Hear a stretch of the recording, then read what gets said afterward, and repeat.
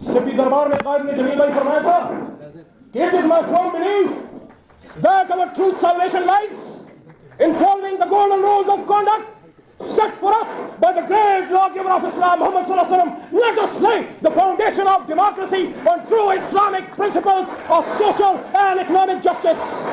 साथ खड़े हो, मजबूत खड़े हो, दिल से खड़े हो। खान को छोड़ोगे तो नहीं, खान को बाहर निकालेंगे, इंशाल्लाह निकालेंगे, वापस इस पार्लियामेंट में बैठाएंगे और असद कैसर को स्पीकर भी बनाएंगे इंशाल्लाह। अगर एक निजाम नहीं दोगे ना इंसाफ का, ये निजाम मौजूदा तुम्हारे बच्चों का गोश्त नोच के खाएगा। किसी के सर की इज्जत महफूज नहीं, किसी की खातून बच्ची की इज्जत महफूज नहीं। छोटी छोटी बच्चियों की असमत दरिया हो रही है, लोग अपना जिस्म बेचने में मजबूर है, बच्चे भी और बच्चा भी। क्या किसी को कोई होश है? ये कैसा इंसाफ का निजाम है? ये कैसा इस्लाम पे मबनी मुल्क है कि जब 70 साल से जुल्म होता रहा, कुछ ना हुआ, लेकिन जब एक शख्स उठा और उसने उस निजाम को चैलेंज किया तो उन सब ने मिलकर उसको पकड़ के गोलियां मार के जेल में डाल दिया। आज ये लड़ाई इमरान खान की नहीं है, वो एक इंसान है 72-73 साल का, चंद साल जिंदगी होगी, फिर कुल नफ्स ज़ाइक़तुल मौत। आपने फैसला करना है कितने टीपू सुल्तान कुर्बान करने, आखिरी बात, मजीद करने हैं या आप इसके साथ चलना है? क्या इस उम्मत के नसीब में सिर्फ टीपू सुल्तान के सर की बल्ली चढ़ना है या कभी टीपू सुल्तान को कंधों पर बैठा के इक़्तिदार के वालों में भी बैठाएंगे अपनी अवामी ताकत से? आलिमुल गैब वश्शहादति हुवर रहमानुर रहीम हुवल्लाहुल लज़ी ला इलाहा इल्ला हु अल मलिकुल कुद्दूस अस्सलामुल मुमिनुल मुहैमिनुल अज़ीज़ुल जब्बारुल मुतकब्बिर सुब्हानल्लाहि अम्मा युश्रिकून हुवल्लाहुल खालिकुल बारिउल मुसव्विरु लहुल अस्माउल हुस्ना युसब्बिहु लहु मा फिस समावाति वल अर्द व हुवल अज़ीज़ुल हकीम। सल्लल्लाहु अलैहि। सबक पे पढ़, सदाकत का, तालिब का, शुजाअत का, लिया जाएगा काम तुझसे दुनिया की इमामत का। वइज़ क़ाला रब्बुका लिल मलाइकति इन्नी जाइलुन फिल अर्दि खलीफा। हमें अल्लाह ने खलीफा बनाया है ज़मीन पे। हम ज़मीन पे अल्लाह का निज़ाम कायम करने के लिए अल्लाह ने हमें भेजा है। वो पैगाम जो हुजूर नबी करीम सल्लल्लाहु अलैहि वसल्लम से हमें पहुंचा है और निज़ाम है अदल और इंसाफ का। अगर आप इस कायनात पे नजर डालें तो सवाए इंसान के और उसके अमाल के सूरज, चांद, सितारे, दरख्त, पानी, परिंदे, जानवर, चरिंद, परिंद सारे एक नेचुरल जस्टिस पे चलते हैं। जंगल का भी एक कानून होता है। ये इंसान है जिसने इंसानियत को जंगल का बाजार बना दिया है।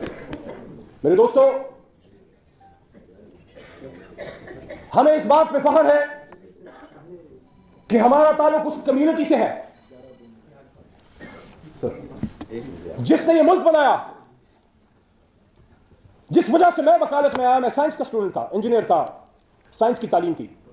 वो एक वजह थी कि मुझे ऐसा लगा 27 साल की उम्र में कि जब मैं इंजीनियरिंग कर रहा था, फील्ड में था, मुझे ऐसे लगा कि मुल्क के लिए रोड और ब्रिज बनाना जरूरी है। I was a civil engineer. लेकिन जो जुल्म है, जो करप्शन है, जब तक उसका रास्ता नहीं रोका जाता, ये मुल्क ठीक नहीं हो सकता।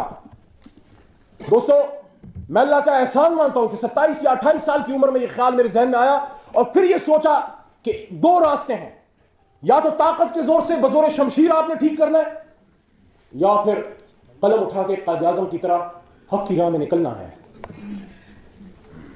पूरी पाकिस्तानी कौम को इसमें फख्र होना चाहिए कि अल्लाह ने जिस काम पे कसम उठाई है, हुजूर सल्लल्लाहु अलैहि वसल्लम ने जिन लोगों से मोहब्बत का इजहार किया है, इस मुल्क को बनाने वाला उस पेशे से ताल्लुक रखता है। क्योंकि अल्लाह हमें जो अल्लाह की उनकी एक सुन्नत हमारे पास पहुंची, वो क्या है कि अल-कासिब हबीबुल्लाह मेहनती अल्लाह का दोस्त है। यहां लॉयर्स मौजूद हैं, अक्सरियत मौजूद है, वकील या कोई जमींदार, कोई किसान। अगर आपने अल्लाह पे तवक्कुल देखना हो तो आप किसी वकील या किसान को देखें। किसान जो रात को 2 या 3 बजे उठ के पानी लगाता है खेत को, बीज बोता है और उसके बाद वो अल्लाह की तवक्कुल छोड़ देता है कि अल्लाह ताला इसको उगाएगा।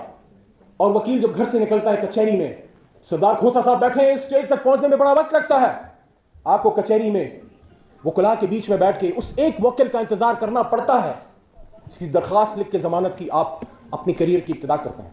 तो दोस्तों, محمد علی جناح نے یہ ملک بنایا، قلم کی طاقت سے بنایا، اور دنیا کو یہ میسج دیا کہ ہم نے ایک ایسا ملک بنانا ہے جس میں انصاف ہوگا. ورنہ نماز ہم متحدہ ہندوستان میں پڑھ رہے تھے، روٹی ہمیں روزی مل رہی تھی، ہم کوئی ایسا نہیں تھا کیونکہ ہمارے بدن سے کوئی کپڑا کھینچ رہا تھا، لیکن ہم اپنی من مرضی کے مطابق اللہ کے حکم سے نظام مملکت، امور سلطنت نہیں چلا سکتے تھے. اور یہاں وہ بات آتی ہے کہ وَإِذْ قَالَ رَبُّكَ لِلْمَلَائِكَةِ إِنِّي جَاعِلٌ فِي الْأَرْضِ خلیفہ.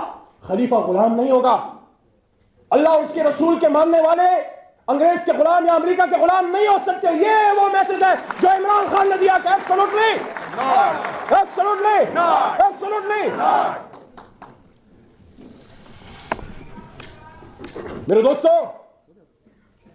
اگر ہم مسلمان ہیں، ہماری ذمہ داری ہے کہ اپنے ہاتھ کے نیچے جتنے بھی ہمارے ہاتھ کمال ہے وہاں انصاف قائم کرے. اور بحیثیت مسلمان، اگر میں پاکستان کا صدر ہوں، وزیر اعظم ہوں، کوئی اور بڑا عہدہ ہو، میرے سے نہ صرف پاکستان بلکہ اقوام عالم کے مسلمان کا پوچھا جائے گا.